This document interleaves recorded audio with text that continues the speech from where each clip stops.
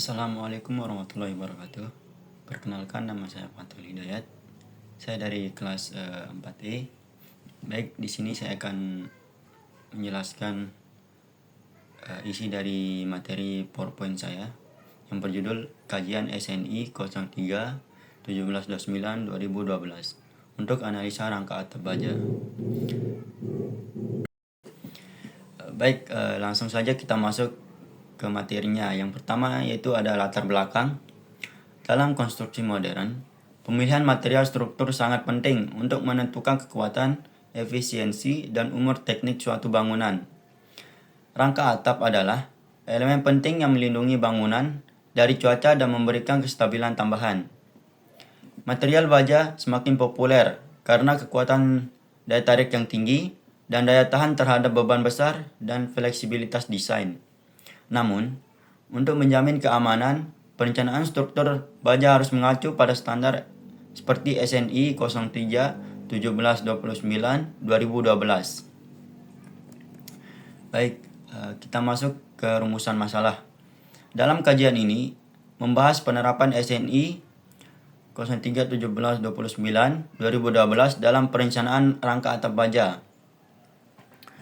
Untuk rumusan masalah ini juga meliputi apakah desain memenuhi kriteria teknis, faktor apa saja yang mempengaruhi hasil, dan bagaimana standar ini dibandingkan dengan referensi lainnya.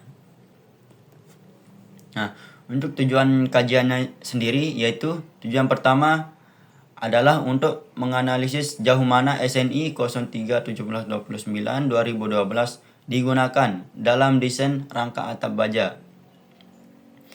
Kajian ini juga ingin menilai apakah struktur yang dirancang sudah memenuhi persyaratan kekuatan, kekakuan, dan stabilitas.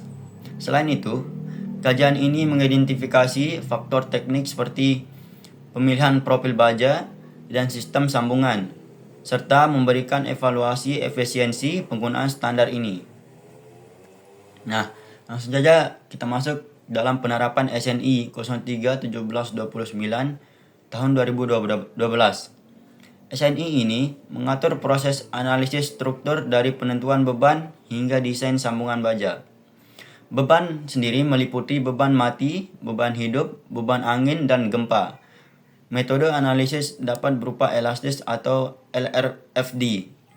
Pemilihan profil baja mempertimbangkan efisiensi struktural dan perencanaan sambungan mengikuti batasan kekuatan geser dan panjang las. Struktur kemudian diverifikasi apakah memenuhi batas lendutan dan kestabilannya. Nah, untuk keamanan dan efisiensinya, struktur dianggap aman jika tegangan pada elemen tidak melebihi kapasitas material dan stabilitas struktur terhadap tekuk dan sudah dipaksa. Kriteria efisiensi menilai apakah elemen baja digunakan secara optimal dan tidak berlebihan, namun juga tidak terlalu minimal. Nah, desain sambungan yang tepat dan penggunaan material secara hemat menjadi indikator efisiensi tertentu.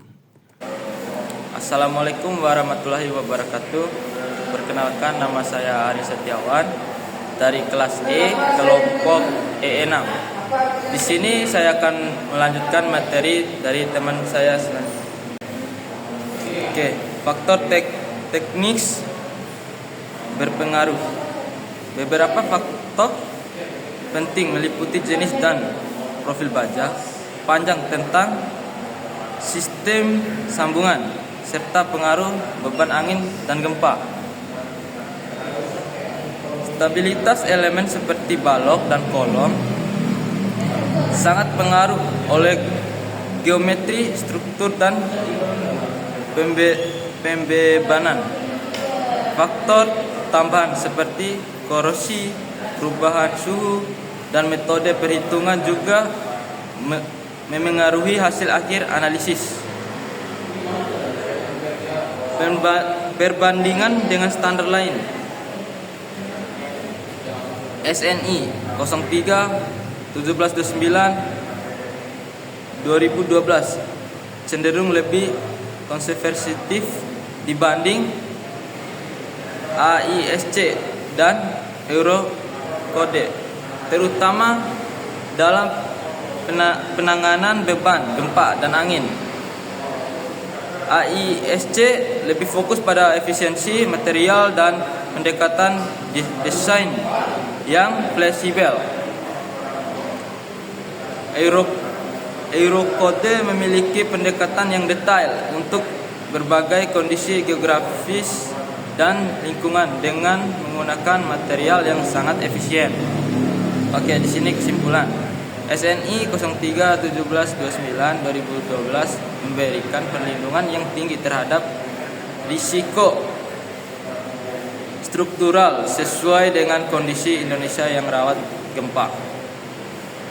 Meskipun cenderung menggunakan lebih banyak material, hal ini merupakan upaya untuk memastikan keselamatan maksimum.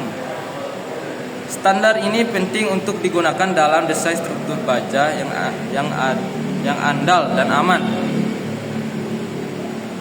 Oke, di sini ada saran. Saran penting untuk pengandakan pelatihan berkala terkait pemahaman dan implementasi SNI 03-1729-2012. Penggunaan software yang sesuai standar akan meningkatkan efisiensi perhitungan. Standar juga perlu disesuaikan secara dan berkala mengikuti perkembangan teknologi dan kebutuhan lokal. Oke, mungkin itu saja presentasi dari kita. Oke, sekian dan terima kasih. Assalamualaikum warahmatullahi wabarakatuh.